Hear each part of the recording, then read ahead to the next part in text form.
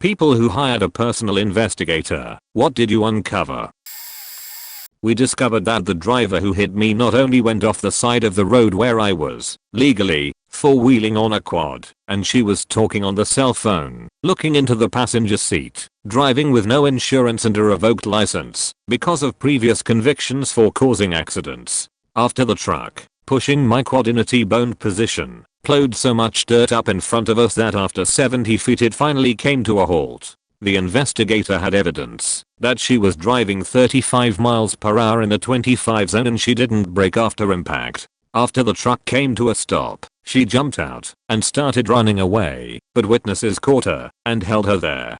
My friend who was sitting behind me, both of us 14, were carted off in ambulances and I never saw the woman's face. The trooper wrote the report that I, 14 years old, had taken an RV instead of ATV and pulled out in front of the woman, even though it was clear the accident happened off the roadway. The trooper interrogated me while I was laying on the ground waiting for ambulances before my parents even arrived. I was in shock while he rephrased the question, have you had any alcoholic or illegal substances today, several times. My neighbors finally asked him to wait until my parents arrived. In the hospital room he questioned me further while my parents were on their way. The nurse had to ask him to stop as my neck was being evaluated and I had not even had pain medication yet.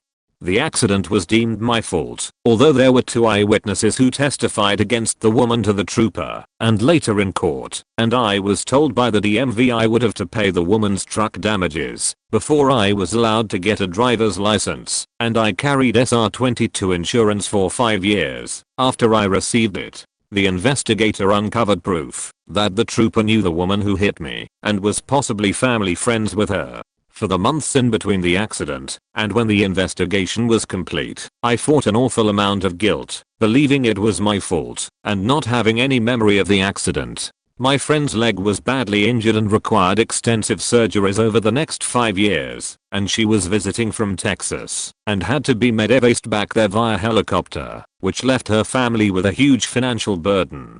During that time, I even considered suicide and took one attempt that thankfully failed. My parents took the case to the state Supreme Court over the course of the next 3 years, and when we finally came to trial the judge said the only way the report could be cleared and the financial obligations relieved is if the state trooper took back his statement. When we began going that route we were told the trooper had been dismissed from the force for wrongful behavior and his testimony was worth nothing. That was an expensive lesson in corruption. The financial stress contributed greatly to my parents' divorce. However, if we hadn't hired the investigator, we may have went on thinking it was my fault. I'm very thankful to know that it truly wasn't.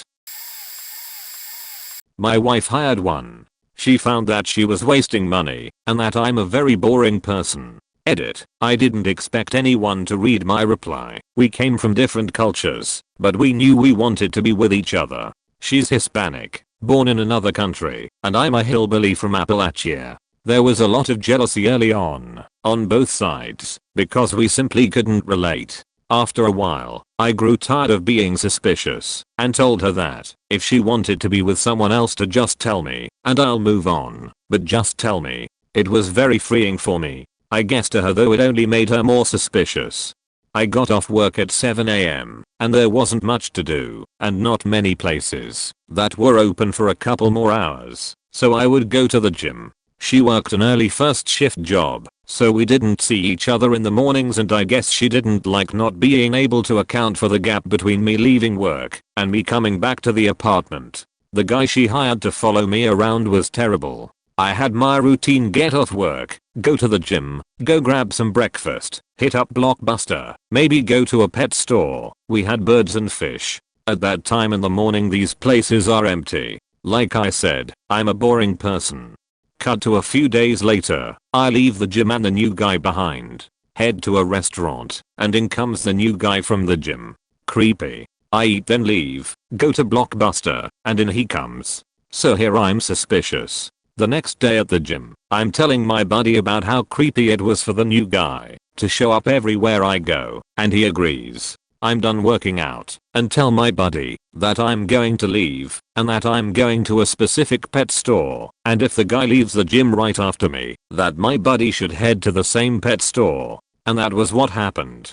I go to the store, a couple minutes later in walks the guy, and a minute after that in comes my buddy. We ended up pinning the guy to the floor. I asked why, and he starts saying that it's just a job and that he ain't seen nothing. We release him back into the wild with the order that he's not to show up at the gym again. I get home, call her up, and say that she hired the biggest idiot around and that she needs to stop wasting money. She asks, what happened? I tell her to ask him, since she gave him money. Her jealousy died down after that. Well, that, and I made the ultimate quote to her that made sense. I said, if I was getting laid as much as you think I am, wouldn't I be a lot happier? And that was that. For those folks hoping for a different ending, sorry to disappoint. We've been together for almost a quarter of a century, and everything is fine. Maybe she just couldn't believe that she was involved with someone so boring. Okay, so I'll bite. Nothing like hunting down a psycho ex or anything like that, but interesting enough. So I was living in England and had an uncle living in assisted living in California. He was 95 at the time, a little fuzzy about some things, but on the whole, sharp as a tack. He was deeply religious and attended church weekly. A couple of women from the church had made friends with him, drove him to church, brought him trinkets and whatnot, basically took care of him, sort of. Sounded okay to me. Hell, I was in England, what was I going to do? The only thing that jarred me a little bit was one time when I talked to the women on the phone. One of them told me that my uncle had signed over power of attorney to them. That struck me as a little odd. My uncle and I weren't really close, but being his heir, along with my brother, wouldn't he have told me about it? I shrugged it off, though. Again, what was I going to do? I was 6,000 miles away. Besides, and this is what gets a lot of people, he was of sound mind. He was a free agent, so it was really none of my faking business. A year or two go by, I check on him periodically, everything seems fine. I come home one night and my phone is ringing. It's the assisted care residence sheet. What's happened? Is he dead?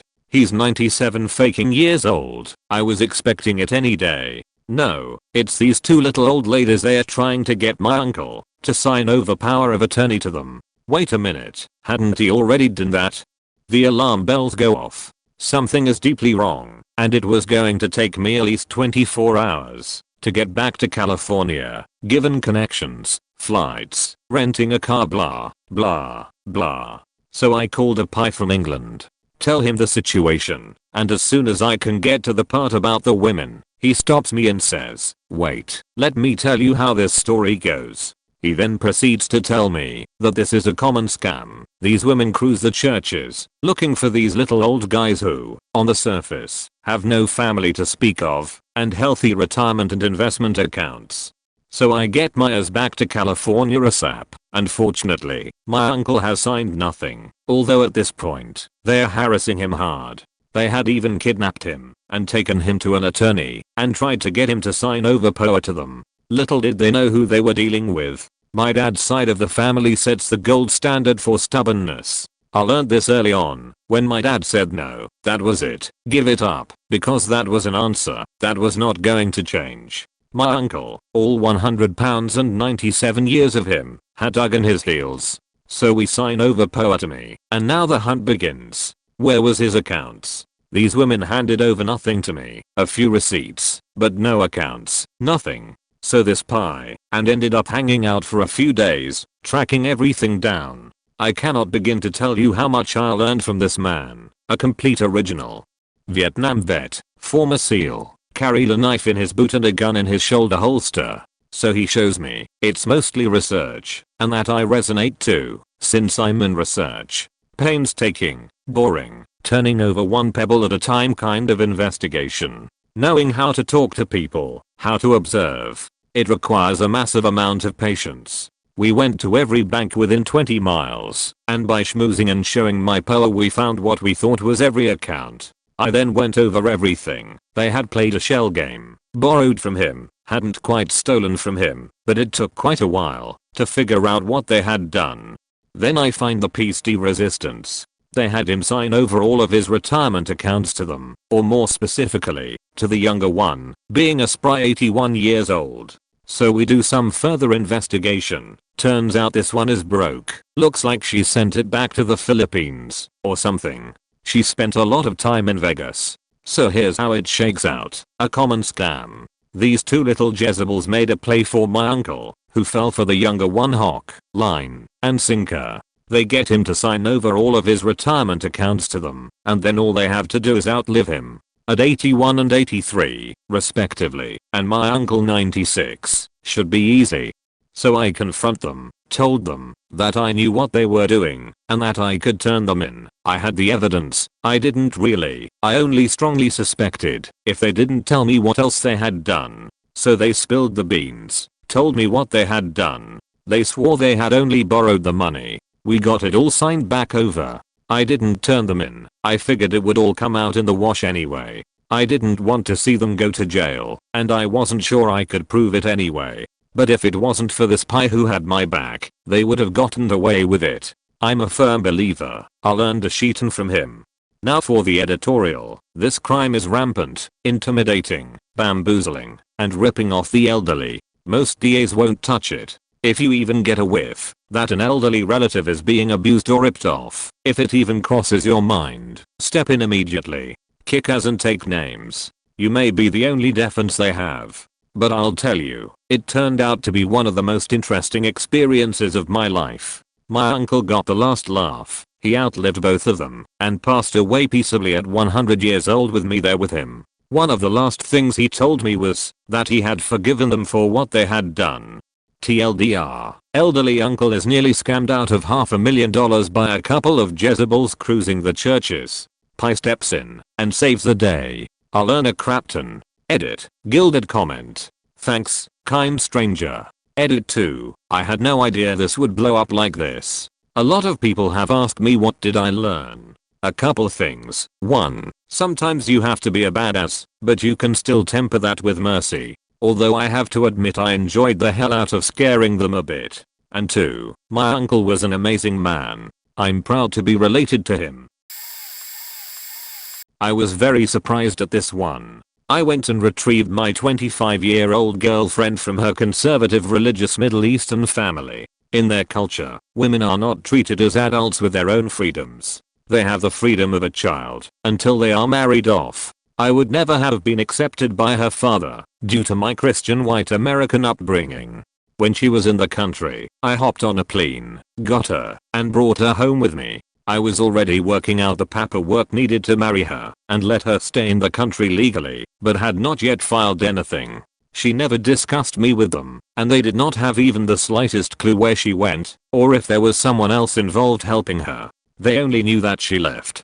Her father hired a PI to track her down. Within 2 days of her getting on the plane with me, her aunt and uncle, siblings, not spouses, were at my door. One lived on the opposite side of the country from me, and the other had just flown in from the Bay. They had logs of all our conversations, every one of her different names, and a lot of information about me and my family. Sigh. She's back out of the country now. I keep hoping I'll get the chance to see her again. I finally had to make a throwaway for this one. When I was 10, my parents separated and went through a nasty divorce. Sometime during all of that, he hired a PI to follow my mom around. The PI concluded that my mother was a prostitute. She did escort service and hung around doctors' conventions. The PI took photos and logged everything. My dad snuck into the house my mother and I lived in with a camcorder and recorded the discovery of a ledger documenting all of her clients and the money exchange. He leveraged it in the divorce, so he didn't get bent over entirely. My dad didn't tell me any of this until I was in my 17 or so. I didn't believe it until I thought back and remembered some things. She had a pager, and back in the 90s only a few types of people had pagers: doctors and hokers. She would suddenly be gone late at night. If I woke up, she would always say she was out grocery shopping. I also remember walking in on her wearing a revealing dress made of leather. No more revealing than what girls wear to the club, but that shit is weird when it's your mom and you are 10. In a hoe. My dad still throws it at me when he wants to prove how much better of a person he is than my mother or my stepdad, who married a hooker. In her defense, she was paying her way to become an RN, which she is now. TLDR, I followed my mom for my dad during a nasty divorce. Found out she was a hooker. Dad holds grudge to this day and told his kids about it. Not me, but my mom was an attorney who worked in workers' compensation insurance. Her colleagues were representing a woman who had been gravely injured on the job and deemed totally unable to work. The opposing attorney hired a PI to investigate this woman. Let's call her Jane. They get to court and present the video footage as their platinum evidence proving that this woman was totally able to work. Here Jean is mowing her lawn. Here she is unloading her groceries from her car. Here she is walking the dog. Here she is going for a run. etc. Jane's attorneys sat there totally quiet. When it was their turn to cross-examine the PI, they declined any questions. Their turn was up next. Who is the first witness for the opposing side? We would like to call Jane's identical twin sister to the stand.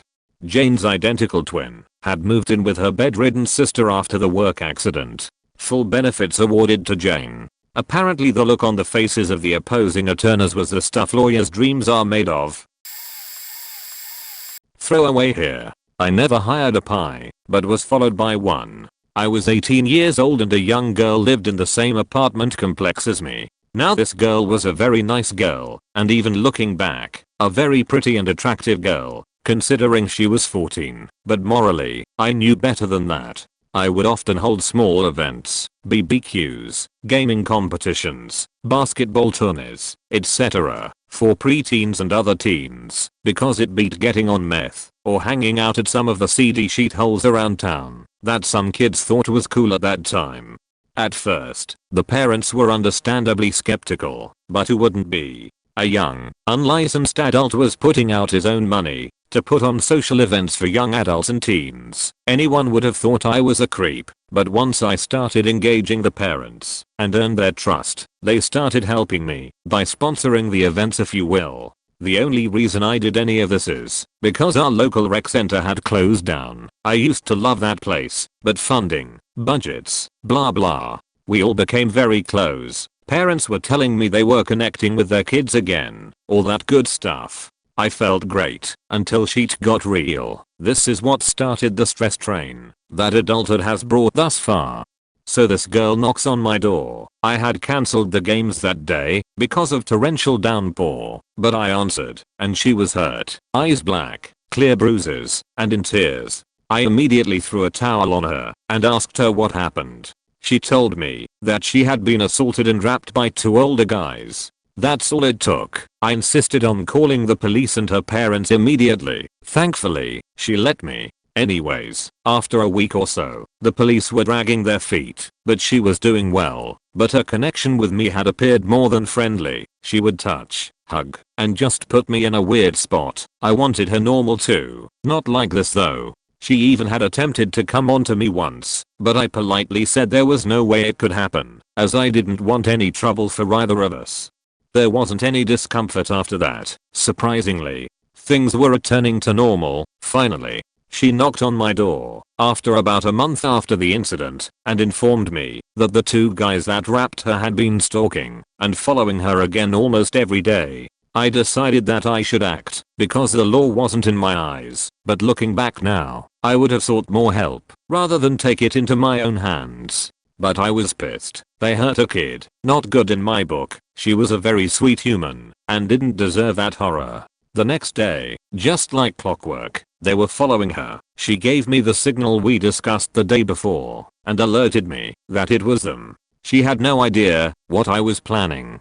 But they were there, saying crude and derogatory things, teasing, exposing themselves, etc. I was pissed. So pissed my body felt like pure ignited gasoline. I went right up behind them, yelled at her to run like hell, and cranked one in the face with a tie rod. The other got a square kick in the crotch while he was trying to zip up his piece, then took a fist to the side of the head. Since I had no cell phone, I let out a scream for help. No sooner had I yelled, someone came running up next to me saying he saw it all. Turns out, he was a PI, hired by her dad to follow me. He thought I had been involved in the rap and assault on the girl.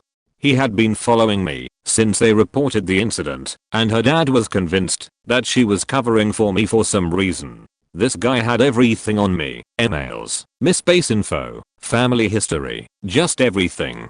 But he had nothing pointing to me being the bad guy in this. He carried zip cuffs on him and called the police. The guys who rapped the girl were 28 and 29. I got a minor assault charge from the older guys, but the judge dismissed it immediately. Last I heard they were both denied parole for their life sentences. Got a call from her dad later that week after the paperwork, politics, and red tape. He invited me over. We had some beers and became very good friends since then. He's a good man, was just looking out for his little girl. He still buys me a beer whenever I go back home for any reason. TLDR, followed by Pi. Because a 14 years old girl's dad thought I rapped and beat her, Pi witnessed me violently attack the real assailants and contributed to capture. Girl's dad and I are still good friends. Edit. Thank you/u/Socrates 666 and /u/Ollington_Hick for the gold. This situation gained lots of notoriety in my town, but thank you. You both have made my day. I feel I should say something, so here is a quote I have always believed in and stood by.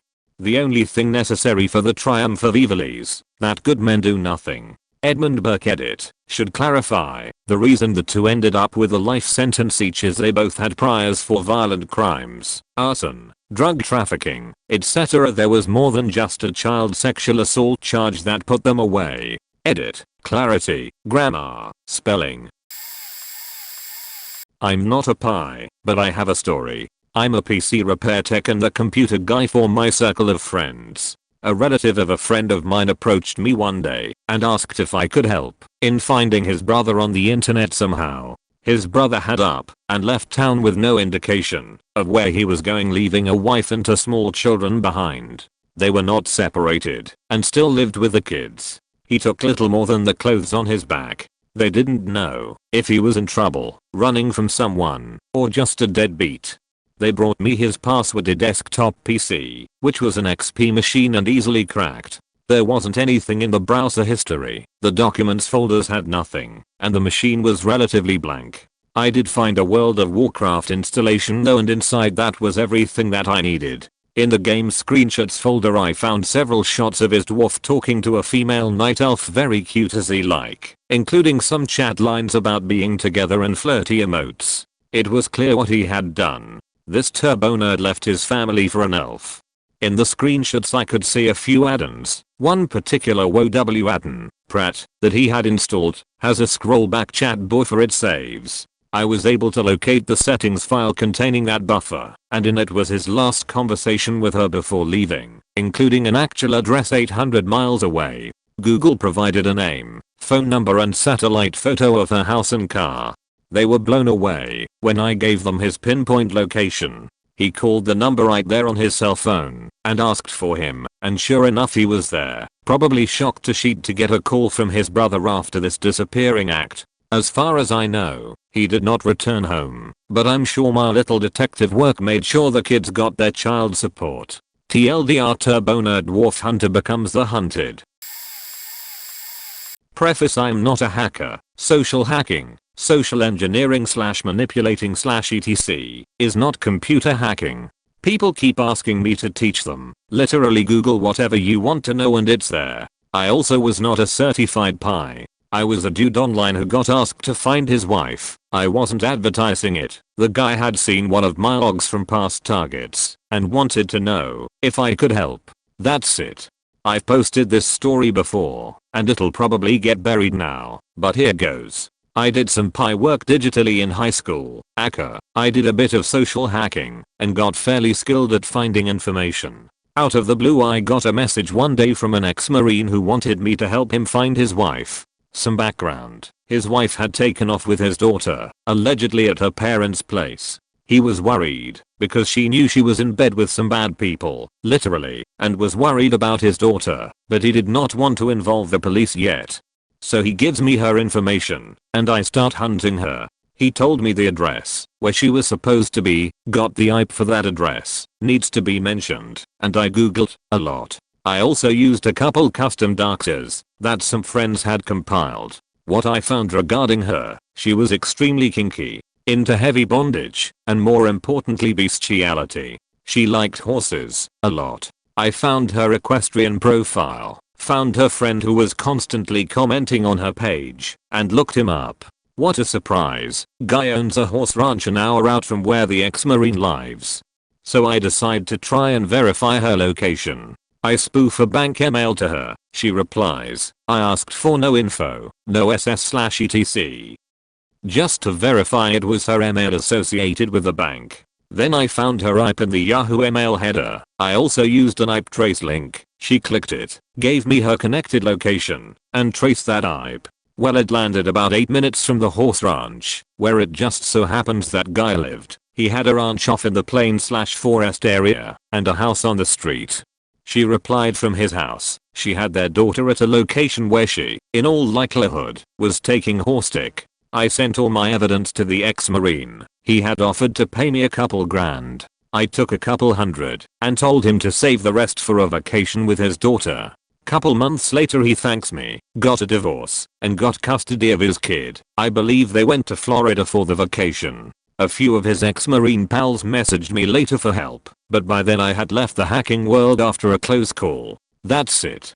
TLDR, ex-marine's wife was getting plugged by a horse with her daughter in the house. Apparently. Edit. Story isn't BS. Take it as you want it. The Yahoo part was the header, and I used a link falsified to be her bank, and it got her IP. Figured I'd rather not put every little thing I used in. I used the header for the general location, got her actual, when she clicked the link. This happened 7 years ago, things have changed. I'm not a hacker, I just interacted with people who did. I did social engineering, which meant I'm good at lying and interpreting, as well as maintaining a persona. I don't do this now, I haven't for years. This story is old, but completely true. If I can find any evidence on my old computer I'll post it, but I wiped the drive, except a USB drive of data, when I almost got in trouble.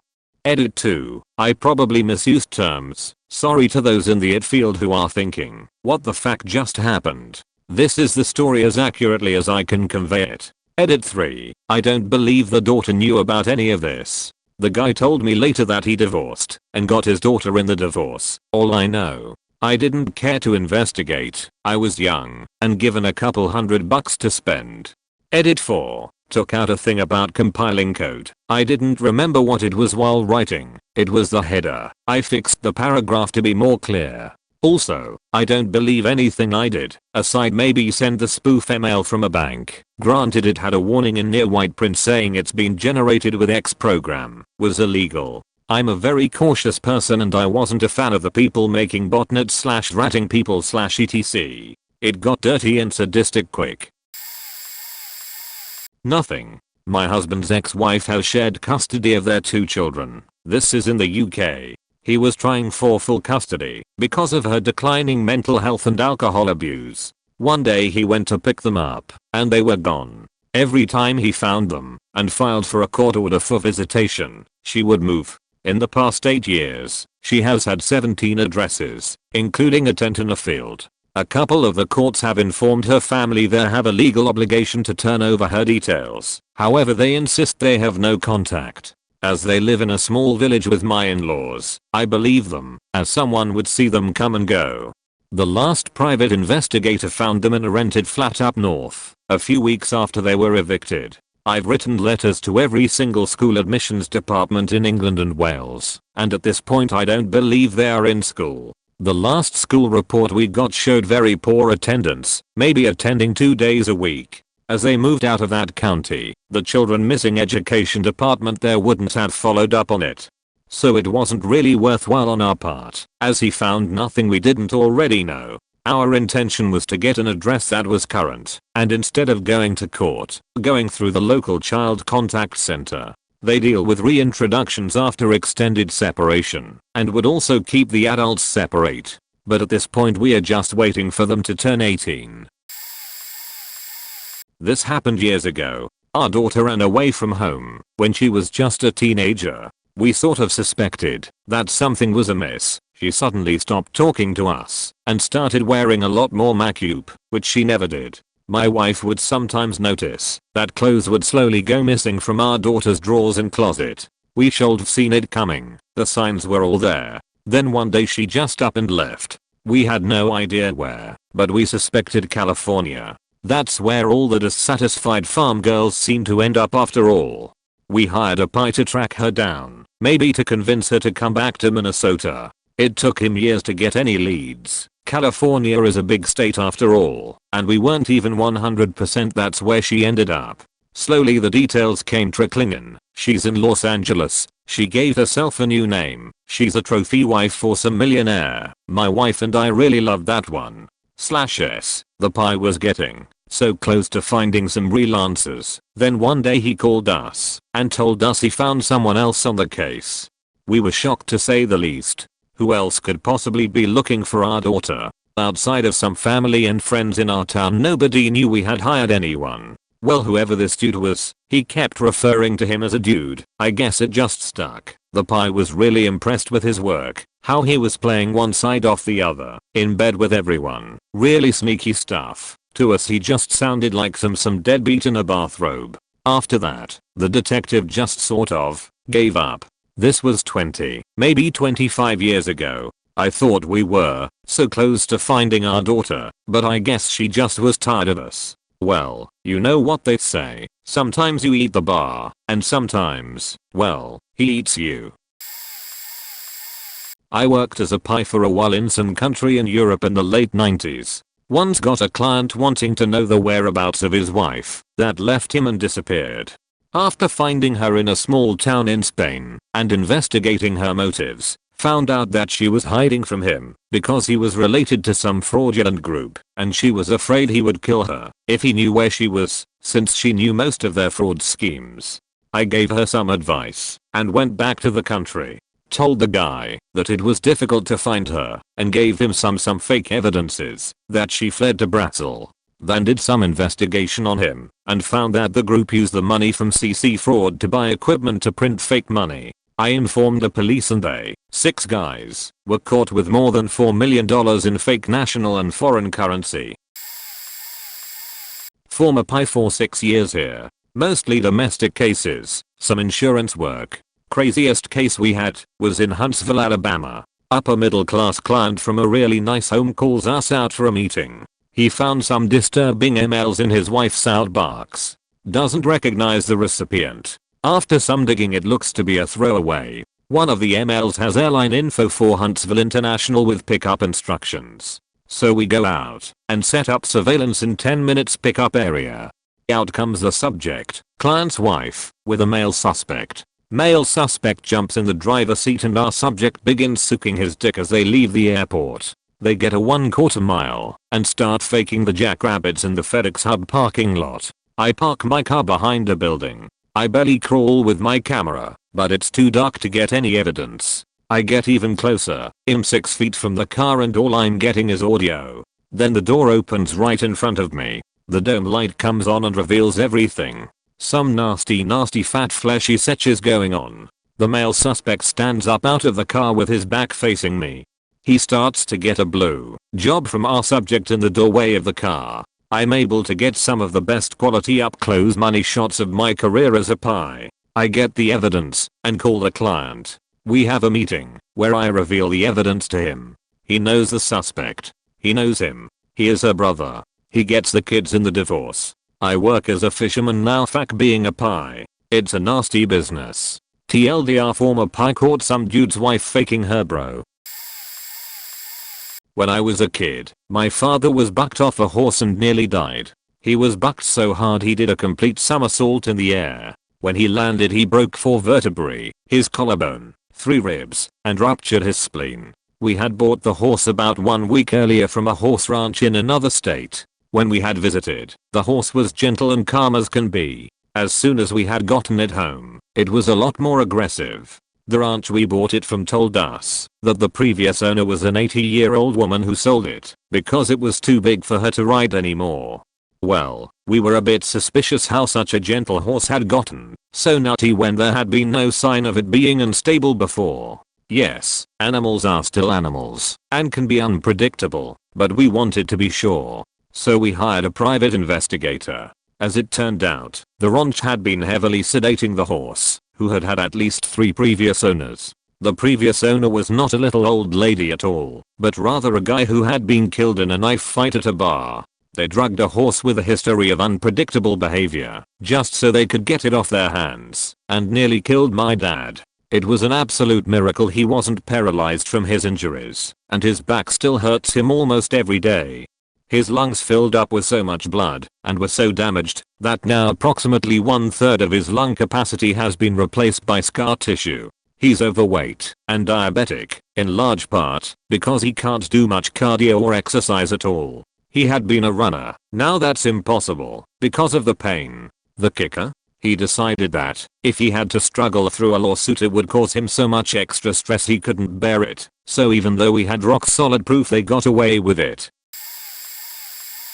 Only slightly PI-like. More, how the UK police seem to happily hand over information. I used to work for a particular company doing network engineering. Just to paraphrase, this particular company was one of those in the spotlight type companies whereby we were likely to get a lot of protests by certain organizations. Well, one day there was such a protest and I couldn't help notice that as I was driving into the site, one of the protesters was busy with a camera and seemed to be taking photographs of car number plates entering and leaving the buildings. I duly reported this concern to my manager who appeared pretty uninterested, as did the hour's debt I eventually raised it to. Anyway, about 2 weeks later I get a card through my door from the cops with my name on it. It just said, John 6, could you please give me a call when you get a chance? Well, it was about 10 PM when I got home to find the card, and I was jetting off at 6 AM to work another contract role. I knew I'd be out all day, so I figured I'd call the day after that sometime. It slipped my mind if I'm honest. Another 2 days later, I come home, and there's a cop car outside my door. I park up, and the 2 cops inside immediately notice me. I walk up to my door and they both get out. They ask me my name and finally explained that someone had filed a missing persons report about me, and they were concerned for my well-being. It was pretty much open and shut. The cop reported back on his radio that I had been found safe and well. What surprised me is that the cop was not under any obligation to tell me who had filed the missing persons report, and when he radioed back for confirmation, his operator told him that the reporter was not to be identified. Okay, yay, that struck me as odd. I couldn't think of anyone who was particularly missing me. Cue another few months of various issues. I got pulled over several times by the cops under suspicion of driving a reported stolen motor vehicle, my own car, another time acting on information that I was carrying weapons or drugs. It got crazy. After that, I had various random stop and searches when driving my car presumably because I'd been pulled over so many times I was now on the cops' hot list. Now, what concerned me is around about this time I noticed a fair few individuals walking around that seemed familiar. This was on more than one occasion. It took me a while, but then one day I was driving off, and one of them was standing on a corner. He looked straight at me as I turned out, and it clicked that these were the protesters from the protest. You know that look when someone recognizes you? It was basically that. After that, I was noticing them more than a few times around the neighborhood. Now, Oklahoma, I'm happy to assume it was unrelated, and I was being paranoid. But I was working on the assumption that I was being looked for. I did various things like parked the car away from the house, stopped leaving the house in a suit, and changing at work, that sort of thing. I also got all PI one day, when I had a day off. I moved the car to a local multi-story early in the morning, and sat upstairs to keep an eye out. Sure enough, I didn't have to wait long and several of them passed my house multiple times. Of course, the cops were straight up grade A useless. I made a report about my suspicions and the standard response was we can't do anything unless they do something, so good luck with it. Given this protest group's propensity for violence too, yeah. Anyway, around that time, we were set to move from rented to our own mortgaged house. It was just lucky that it was happening at that time. When the time came, we moved. Of course, I no longer worked for that company, as I was contracting. I'd since moved on. I also part X'd the car damn near straight away. Lo and behold, not had a problem since. Call it luck. But I have to wonder. They obviously only ever had a license plate and place of temporary work for me. From that, they managed to convince the cops I was missing, I can only presume somehow, to fix an address for me, had my own car reported stolen, got pulled over under suspicion of carrying drugs or weapons and all the rest of it. Yet I had no way of seeking resolution from this same system, nor any way of having these reports and anonymous tips dealt with in any way. The most I ever got was the cop at the station duly logging the fact I had made a complaint. It seemed to me that the protesters faking with me had way more power than I did, and, to top it all, even managed to show themselves around where I lived, which, by the way, was nowhere near where I had worked at the time of the protests. Okay, sorry, not exactly in the PI theme, but I do wonder how they could have found out such pertinent details from a license plate alone. And what do they still know, etc. This is all UK, by the way. My mom died a few years ago, leaving my 16-year-old sister with no one to care for her. I was now living in Florida and had to make the trip up to Detroit. My auntie was trying to get custody of my sister because we think she wanted that money from the state again. Sister was fostered to her once before, did not go well. So I get to Detroit where I was raised and get picked up by my other Aunt Jay on the way my family's estate. I noticed a black Crown Victoria with tinted windows a few cars back. Why do pies feel the need to drive cop cars? I asked to stop for lunch. We didn't in the grocery store across the way from the restaurant. That car was sitting in the parking lot. Not very sneaky. When we left the restaurant, sure enough, 4 cars back, that same Crown Victoria. Now I grew up in downtown Detroit. I'm glad I was able to escape, but needless to say most of my childhood friends are still on the block. We decided to take a drive down my old street when a few cars seemed to have pulled in behind the Crown Victoria and a few right in front, and some rather large gentlemen wanted to inquire the nice gentleman what he was doing in that part of the neighborhood. Now if you ask me, that is the neighborhood watch program I can live with. That pie had a very bad day. I only know it was a pie because the local police came to my family's estate to question my aunt and I about what happened. Not my fault the guy went into a bad neighborhood and the locals got upset. After all, my aunt was just showing me, the guy from Florida, some of the older neighborhoods. We all knew that auntie hired a pie to try and grab some dirt. Too bad some people have friends in low places. For the record, my sister is doing fine. Went to live with some of her close friends and keeps in touch with the family on the regular. Also graduated high school and has a few scholarship offers for softball. I'm a private investigator, and my best story aside from a couple of violent incidents is this. Case assigned is a man out with an injury, claims he can't work, completely disabled. I do 2 days, 6 to 4. Never see the guy. Get additional hours, schedule it for 5 AM starts. This guy was leaving at 5:45 to go to work and was getting home around 5:30 PM. Now, this isn't unusual.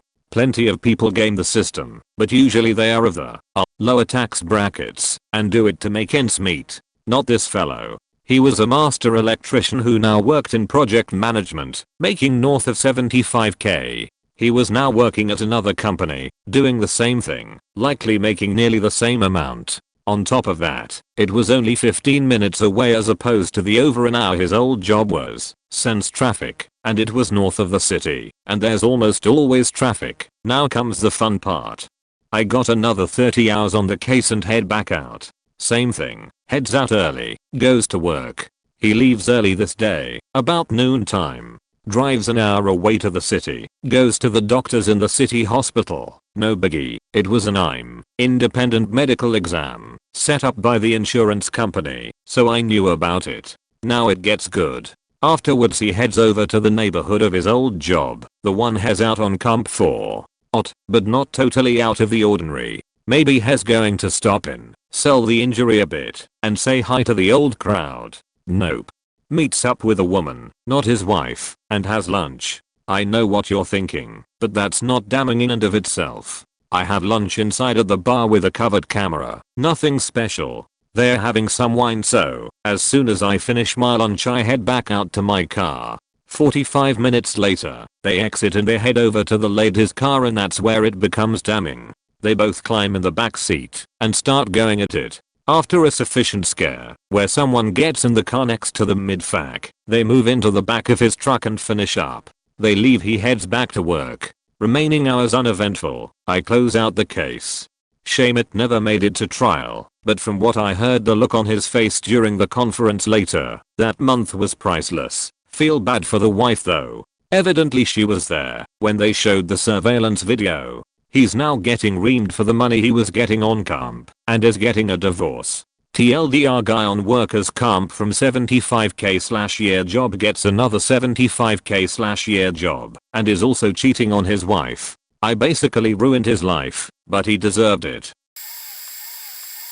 My father was the target of a few pies over a couple of years after he was in a car accident. He went from being a health and fitness freak to being confined to a hospital bed for over a year while recovering from crashing into a tree at 160 km/h while falling asleep at the wheel. Being the stubborn and determined man he is, he decided that instead of accepting the severity of his injuries, he would just continue to soldier on and ignore them and try to go back to work as soon as he was able to do so.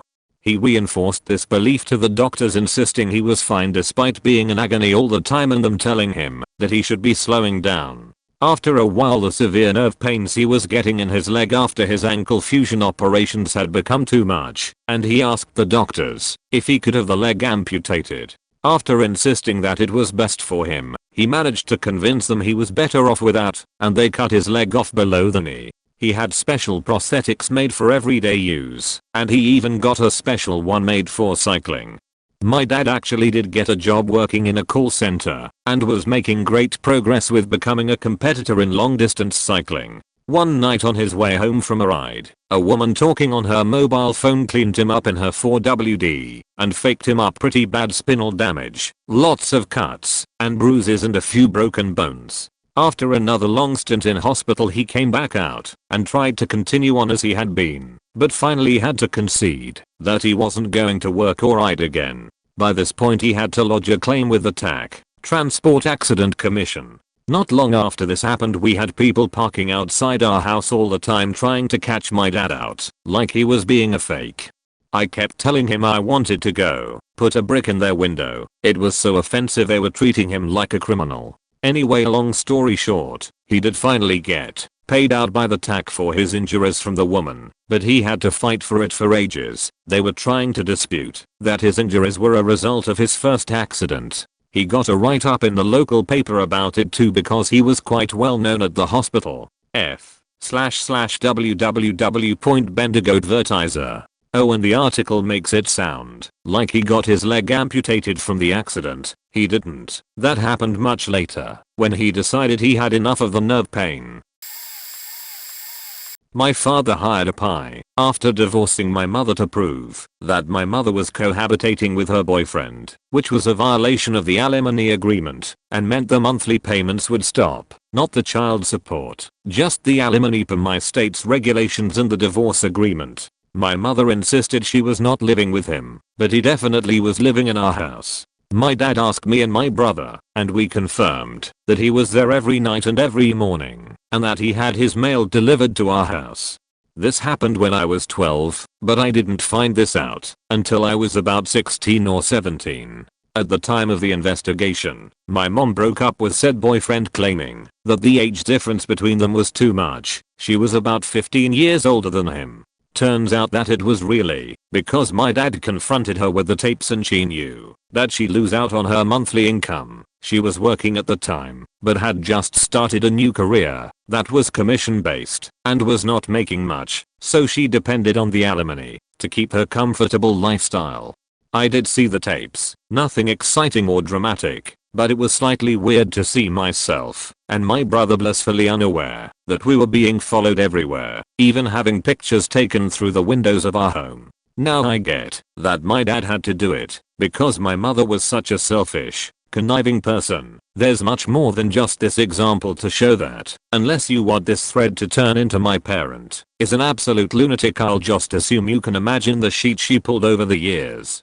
The saddest part is that my mother and father have been divorced for over 20 years now, and my mother has never cohabitated with a man because she does not want to lose the alimony. She has lifetime alimony in the divorce agreement. I think it's really terrible that she is willing to deny herself a healthy relationship because she's hung up on money. Then again, she once told me that she would never settle down until she met a rich man who could provide her with the lifestyle she was seeking, not having to work, big house, travel, etc.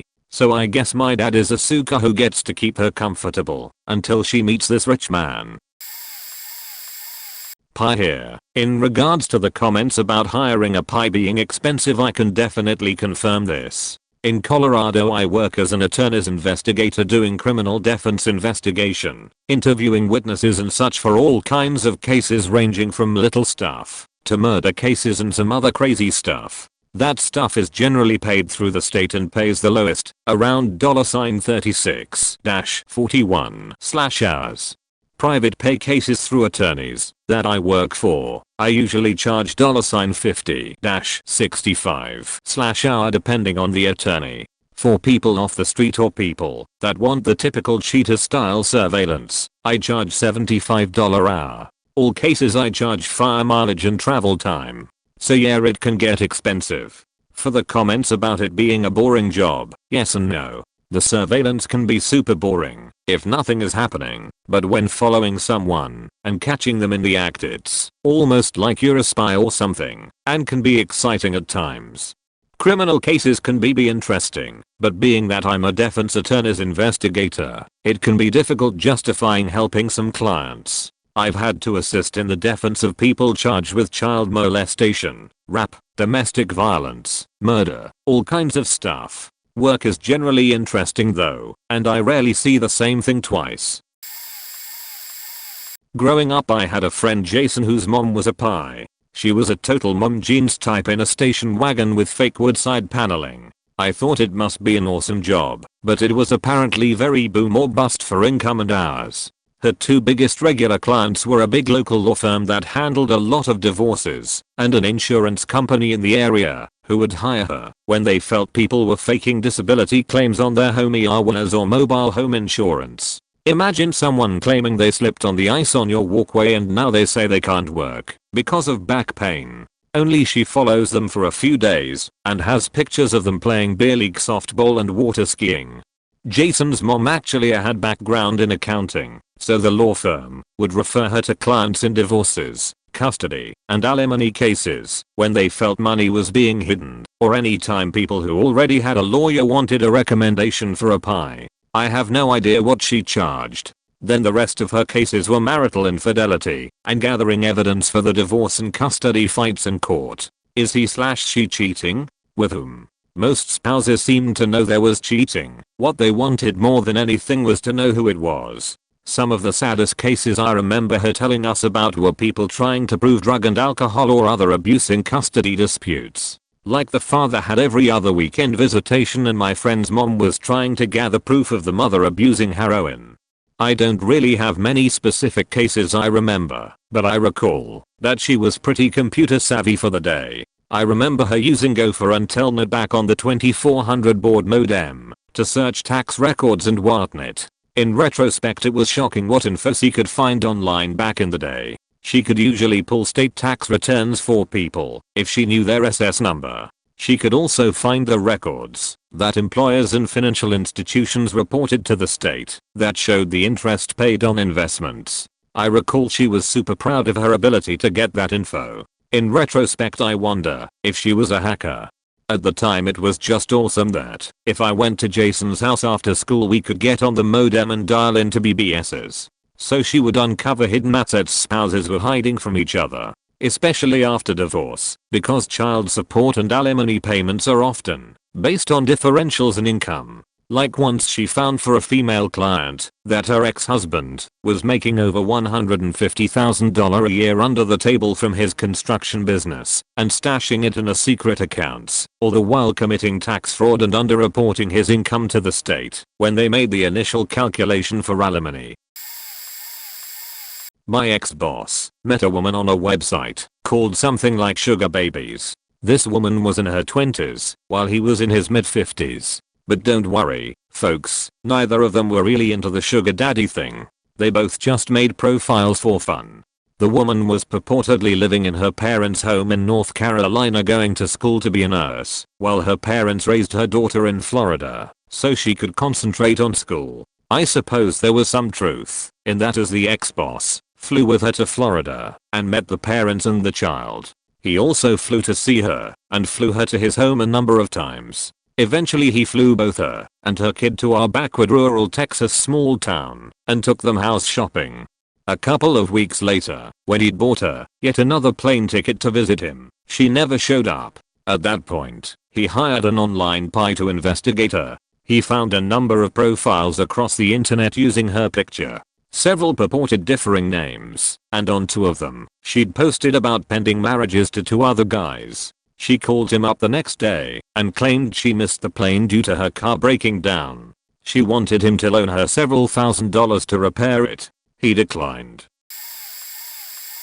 Not me, but my father. Years before he met my mother, he had a son with someone else, and she cut my dad out completely. She had some alcohol abuse problems. My dad tried to get in contact, sent money to her family for her, etc. But when my half-brother was about 8, she sent word that she'd asked him if he wanted to meet his father, and he'd said no, and then she disappeared, taking him with her. This was around 1976. No internet and none of the family would help my father. Fast forward to 2003 and my mother is flicking through Friends Reunited when she finds a message from someone looking for my father. The message was from a woman who turned out to be my half-brother's then wife. Slightly confusing, sorry, but had been on there a while before my mother saw it, and there was no response when my father messaged her. So my father, now confident that his son wanted to meet him, hired a spy. It took this bloke about 3 days to get back to my father with email addresses, home address and place of work. They start emailing, and a few months later my father met his 36-year-old son for the first time. My other siblings and I had no knowledge whatsoever about our older half-brother at that time. That was interesting conversation. But happy endings all round. Last year we were at his wedding to his new wife and my dad sat on the top table. Without a spy it may have taken a few more years to find him, Facebook etc. And my dad's so happy to be back in touch. Plus he's now a grandfather. I learned that sometimes you have to pay a spy money to get your friends to be friends and speak on your behalf. I got accused, falsely, of misdemeanor theft by a former employer. Lost my new job. Former boss defamed me on the phone to my new job, my home, my clean record. Spent some time in jail. Then I spent months asking my former co-workers' friends to speak on my behalf to my lawyer. All I needed were some statements about my job and my general character, which would be given to the prosecutor for review before this shit-show went to trial. The statements would persuade the already disinterested prosecution from going forward with a trial. Firstly, people will say all sorts of things that sound like they want to help you, but in reality they'll say anything to get you to hang up and leave them alone. They'll gladly stop associating with you and will always put their job safety before helping someone else out. I was told so many times by these guys that they'd talk and they felt sorry, but when it came time to get the lawyer on the phone or email, they were impossible to get a hold of. Secondly, people will refuse to do something, even if it helps them when they are scared. If my friends weren't going to speak, and the trial went on as planned, they were going to be subpoenaed into appearing by the state, and would have to speak then in a public setting, guaranteed. However, if they recorded statements with my lawyer, the case would be dropped, and their information would never go public. Obvious choice, right? Even if the statements weren't going to affect their job, even if it was going to save them having to speak in public, guaranteed, they wouldn't come forward. Basically, you can be nice as hell to people, you can give them shifts at your job, you can do endless favors, you can help them with learning new stuff at a job, you can buy them food frequently, and be an awesome friend, but they'll disappear when you need them most. I finally broke down and hired a spy through my lawyer. The very first weekend they worked, they got 2 statements from 2 out of 5 of the people I asked, and practically begged many times to help. These friends got scared as hell when the pie approached them and spilled everything we needed to prove I was innocent. It was magic. The case is being dropped now, and my record will be cleared. Moral of the story: don't rely on friends for favors when it comes to criminal defense. Hire a lawyer and get the pie to do the footwork, because expecting people to be a pal and speak on your behalf will get you nowhere. Pies know how to get people to see sense and do the right thing when it comes to statements. My sister personally investigated the whereabouts of my sperm donor father via Facebook a few years back. Turns out he's had a girlfriend for a while, and I have several brothers, sisters, uncles, grandpas I never knew about. We now communicate with them on Facebook quite often and have been trying to initiate family gathering type stuff. We never call the sperm donor for anything, as he is still a huge piece of shit that beats his girlfriend up in front of his grandchildren that my brother-in-law had him watch every so often up until the point at which this occurred. My main brother-in-law just got out of jail and is trying to regain his footing in the workplace. He's the one who had the sperm donor watch his kids. The other also got out of jail and is doing awesome with his kids and wife currently. My half-sister has 6 kids, 5 with one dad and 1 with another. They're ghetto as fuck. The 15-year-old is pregnant. The oldest boy ran away with a gang for the longest time, came back, and most likely will eventually go back sadly. Also, my half-sister's husband left her, so she is struggling, which is very unfortunate. My actual sister from my mom is with her boyfriend a few blocks away. They have been together for 11 years now. I have an awesome niece. Wish my brother-in-law wasn't such a drunk fuck. My niece is amazing, and he is bringing them all down, and my sister is too stupid to get a real job and get out of there. Yeah, family issues. Okay, my drunken rant is over. Enjoy Reddit. I didn't have any involvement in the tale I'm about to present to you, but I live in a small town and rumors spread quickly. I live in the ass end of nowhere, small town of only a couple hundred people. Everybody knew everybody. Town-wide BBQs were held often, and overall it was a nice town. One day this chick moves in with her son, who was 15, which was my age at the time. The woman didn't have much of a backstory. She was a lawyer and spoiled her kid quite often. The funny thing is though, the kid wasn't a brat and he never acted spoiled. Just plain creepy. Skin like printer paper and quieter than a mute. He wore goth-esque clothes, and if you passed by him his headphones were blaring heavy metal. I was friends with the mayor's kid, and he told me that his dad hired a personal investigator to find out more about this kid. Turns out he was incredibly good at throwing knives, and his dad was a magician before he was murdered by a gang. His dad used to perform street tricks and then pickpocketed people for a local gang. One day he wanted out to become a magician and asked for all the money they owed him. After they refused, he stole it and moved away. He convinced his ex-wife to let him see his kid now for visitation, since he had a career, and within a year he was murdered. All the publicity he got for being a notable magician probably gave him some unwanted attention. The kid was pretty faked up about it and convinced his mom to move out of the state altogether. My friend gave me constant updates on info the pie had found. A week after he was hired, he showed up dead in the sewer, stabbed 6 times in the ribs, and his throat was slit. After months of investigation, no killer was found. But I still think that kid did it. Pretty faked up story I tell whenever I hit the bar.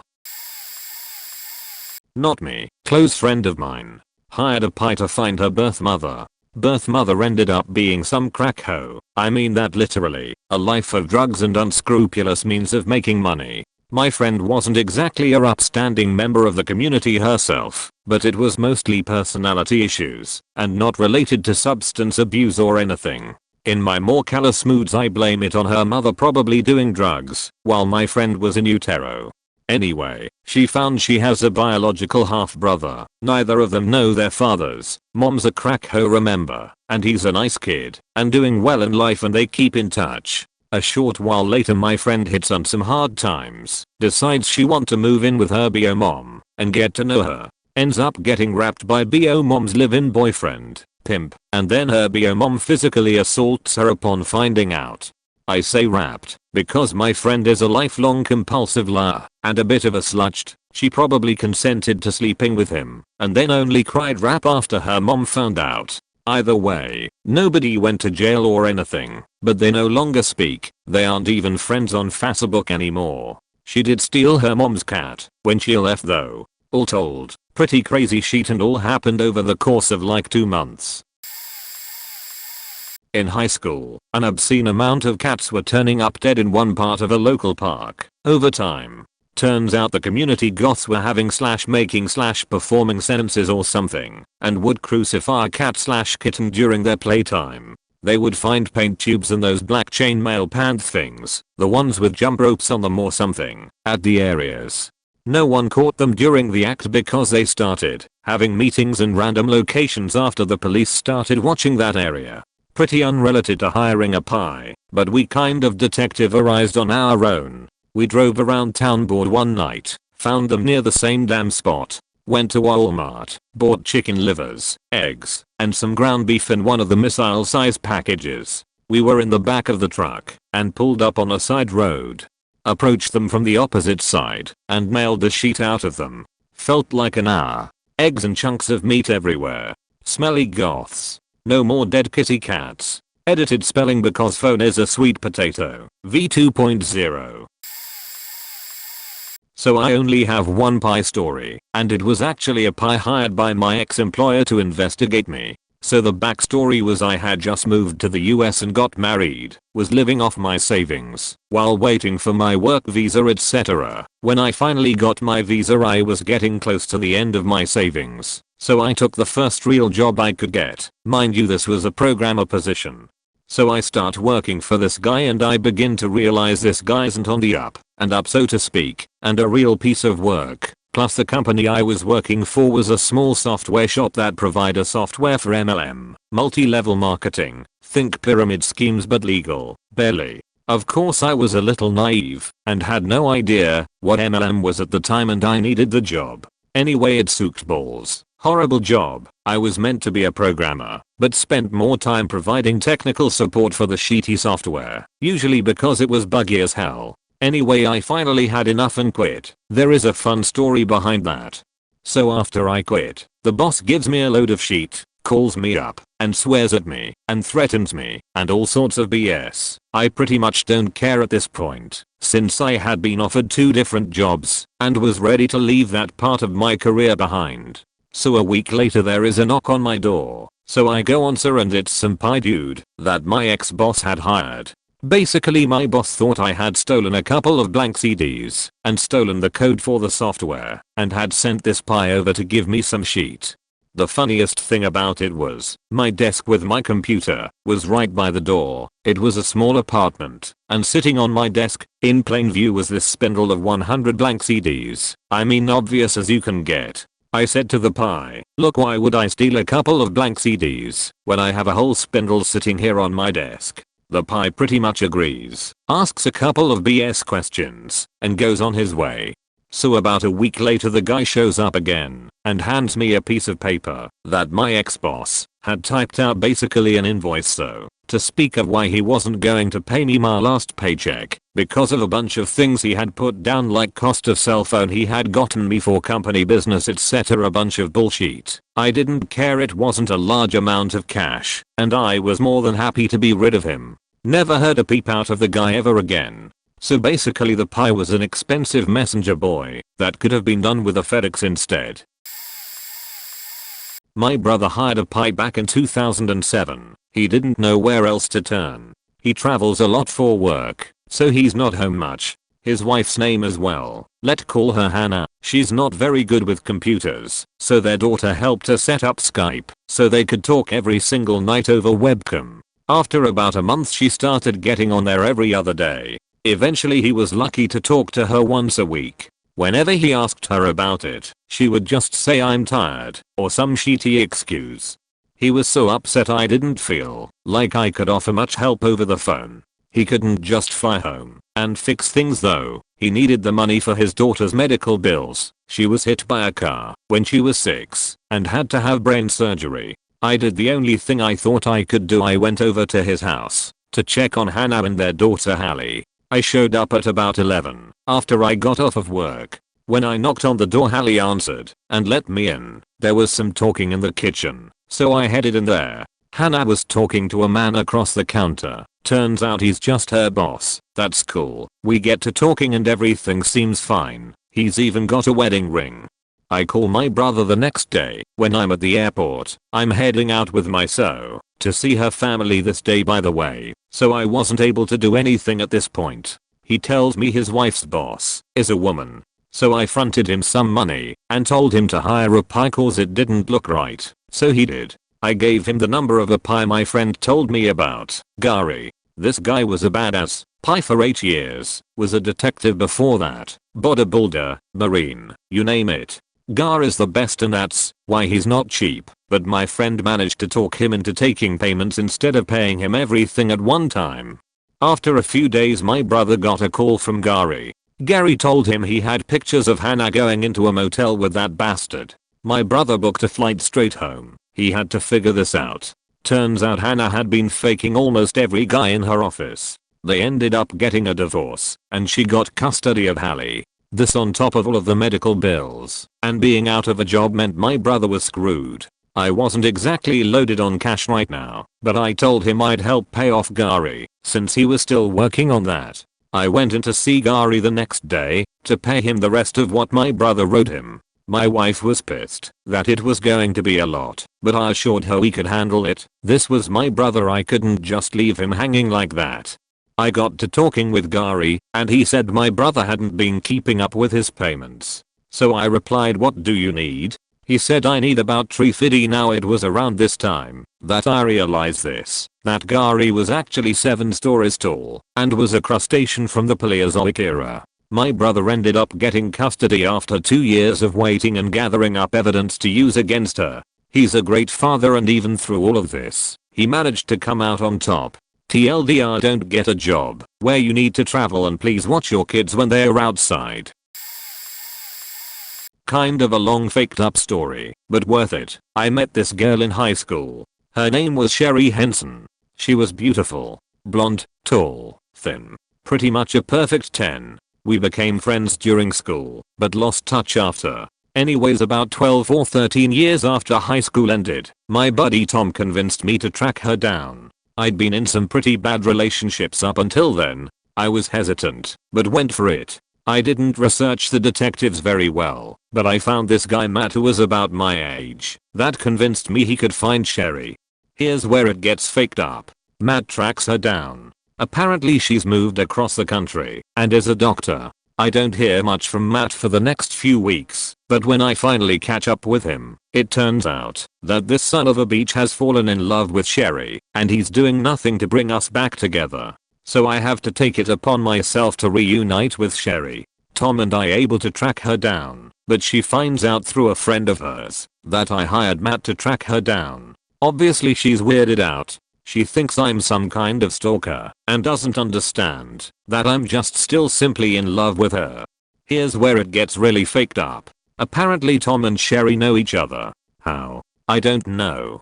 But it turns out that Sherry filed a restraining order against Tom, and Tom's motive the entire time was to rekindle something he thought they had. I later find out that Tom had some weird fetishes and Sherry wasn't into that sort of thing. Anyways, long story short, myself, Tom, Matt, Sherry and her friend end up in the same room at the same time. I don't remember exactly how it happened, but it was awkward. Sherry decides this is the best time to tell us all basically to go fuck ourselves. Oh, and to top it off, one of her ex-boyfriends is in town for some convention or something, and he shows up. So there we are, all of us pining after the same girl. Needless to say, she was overwhelmed. I left that day in tears. I was devastated. I had thought about Sherry for over a decade. I was madly in love with her. I haven't spoken to Tom since. I haven't heard from Matt in a few years. I ain't paying that scumbag a dime. I found out about a year after this whole thing that he spent the money I paid him as a down payment on a new set of faking teeth. Who does that? What kind of psycho did I hire? Anyways, that's my story. I still think about Sherry all the time. There's just something about her. Edit. The Reddit gods must be smiling on me today. Sherry just called me. She said she's been thinking about me ever since. She said, and I quote, "I always knew I'd be the happiest with you, Fred." About 3 years ago, when the eyes actually had a little bit of power against the corrupt and the powerful, I was working for a private investigative firm as an informant. Truth be told, I was doing a lot of drugs at the time and was starting to quit, and I quit my shitty retail job and I got this gig along with some political shit at the same time. We essentially stripped 501c3 groups of their exemptions, and it was faking sweet. Felt like a spy, but really I was just a filthy faking rat. Fake smile, fake name, blah blah blah. I got good at it, which is what scared me. I almost forgot who I was and who I had to be and around who. Made me want to do more drugs. I fell into it cause one of the lead investigators liked me in a romantic sense. Nothing happened. He's gay. I'm not W/E. It was a long time ago, and I was young, desperate, and ambitious. I'm in this church recording everything, getting close and gathering information on a certain pastor.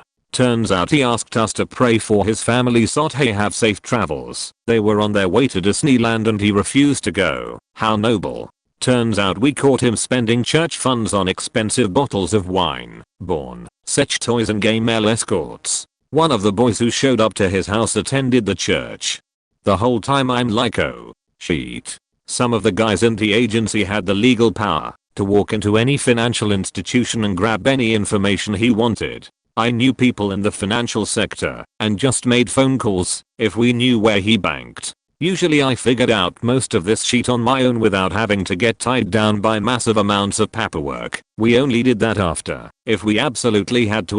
Reported a guy who kept making threats against gay events in Las Vegas. Said he wanted to shoot it up and blow up gays. Nothing ever came of it, I think. I don't know what happens if you make threats against a minority group without proof, but I reported it to my superiors regardless. They told me to stop doing that cause it interfered with our investigations.